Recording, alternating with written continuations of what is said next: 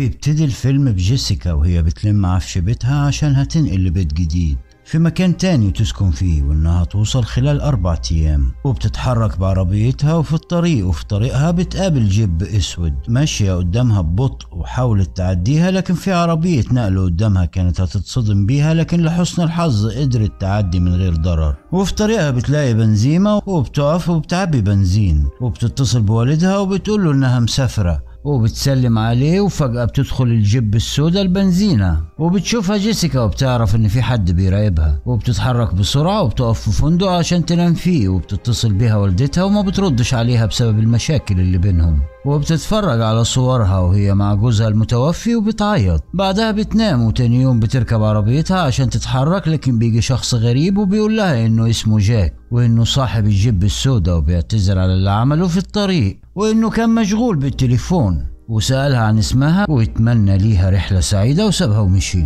فبتكمل طريقها، لكن بنشوف نفس العربية السوداء عطلانة على الطريق، وبيظهر انه جاك. وقتها بتخاف جيسيكا وبتقفل الباب، فبيطلب مساعدتها لكن بتسيبه وبتمشي وبتقف في مكان ترتاح فيه وبتكلم امها عشان تطمنها. بس فجأة بتشوف نفس العربية السوداء داخلة وواقفة جنبها، وبتشوف جاك وبتركب سيارتها بسرعة وبتكمل طريقها. لكن بعد ما بتمشي شوية بتشوف عربية وراها وبتخاف وبتتصل بالشرطة وبتديهم مواصفات العربية، لكن العربية بتعدي من جنبها ومش بتكون نفس العربية، وبتعتذر للشرطة وإن كل حاجة تمام. فجأة بتنجرف سيارتها عن الطريق وبتنزل وبتلاقي عجلة سيارة العفش مفتوح، وبتيجي نفس العربية السوداء وبتقف جنبها. وجيسيكا بتجري عشان تركب عربيتها، وبيجي جاك يكسر الإزاز وبيضربها وبيديها حقنة مخدرة وبيغمى عليها. وبتصحى جيسيكا في أوضة غريبة وهي مربوطة، وبتروح على الشباك وبتصرخ وبتطلب المساعدة، وجاك بيشاور لها انها تسكت. وبالليل بيدخل عليها وبتكون مرعوبة وبتسأله ليه بيعمل فيها كده وعايز منها ايه، وانها تديله فلوس وانها مش هتقول لحد بس يسيبها تمشي. وبيقول لها انها مش اول واحدة تقول له الكلام ده، وبتطلب منه انها تروح الحمام، فبتحاول تهرب فبيضربها وبياخد منها الايباد.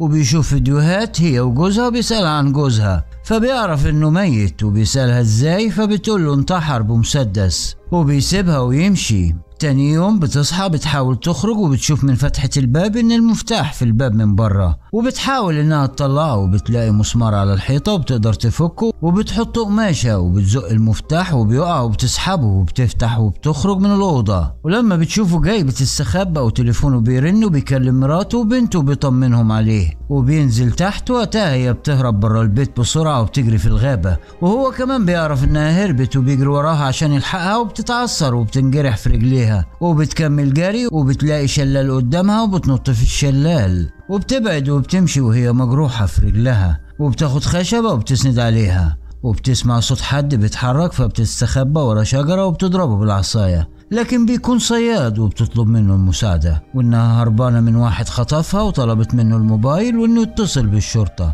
لكن للأسف الموبايل مكسور بسبب ضرب جيسيكا ليه. وبياخدها لسيارته وبيديها جزمة تلبسها عشان رجليها المجروحة. وفي طريقهم بيلاقوا شجرة كبيرة سد الطريق، وبتقول له ان جاك هو اللي عمل كده، وبيحاولوا يبعدوها وبيشوفوا عربيته جاية عليهم، والصياد بيروح له وبيقول له ان جيسيكا بتبقى اخته وعندها حالة عصبية هي اللي بتخليها تعمل كده، لكنها بتقول له انها مش اخته. وبيكون الصياد متوتر وبيروح جاك يمسكها وبتهرب منه، والراجل طلب منه تليفونه، لكن قبل ما يديهوله بيهجم عليه وبيضربه وبيمسك البندقية وبيخلص عليه. وبيجي الليل والدنيا بتمطر وبتقعد ترتاح في مكان، وبتشوف جاك ماسك الكشاف وبيدور عليها، وبيشوفها وبيضرب عليها النار وبتيجي في كتفها وبتكمل جري، وبيقول لها انه عارف انها قريبة وهتفضل تنزف لغاية ما تموت، واحسن لها تواجهه. وحط البندقية وقال لها خديها قدامك دقيقة، وما بحبش اي حد زي جوزك الجبان. ولما بتتأكد انه مشي بتجري وبتستخبى بين الاشجار وبتنام في مكان،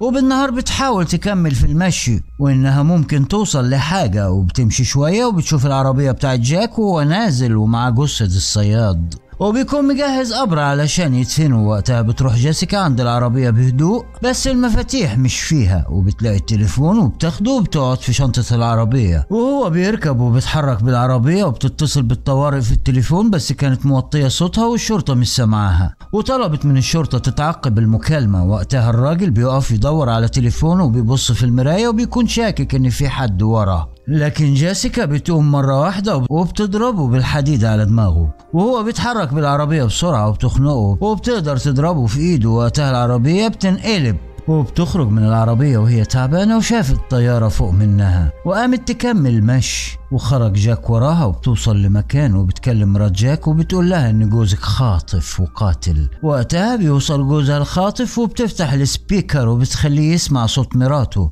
لكنه مش بيرد. وجيسيكا بتقول لمراته لو دي اخر مرة سمعت الصوت يبقى جوزك قتلني زي ما قتل الصياد من شوية، وبترميله التليفون علشان يكلم مراته، لكن بيقفل في وشها وكان بيبص على جيسيكا وبيهجموا على بعض، لكنه بيقدر يضربها في الاول وكان هيخلص عليها بس قدرت تضربه بالسكينة وتقتله. وبتوصل الطيارة بعد ما حددوا موقعها، وهنا بيخلص الفيلم. لو عجبك ما تنساش اللايك، وعشان تشوف ملخصات احدث واجدد ما تنساش تشترك في القناة، قناة مامو أفلام.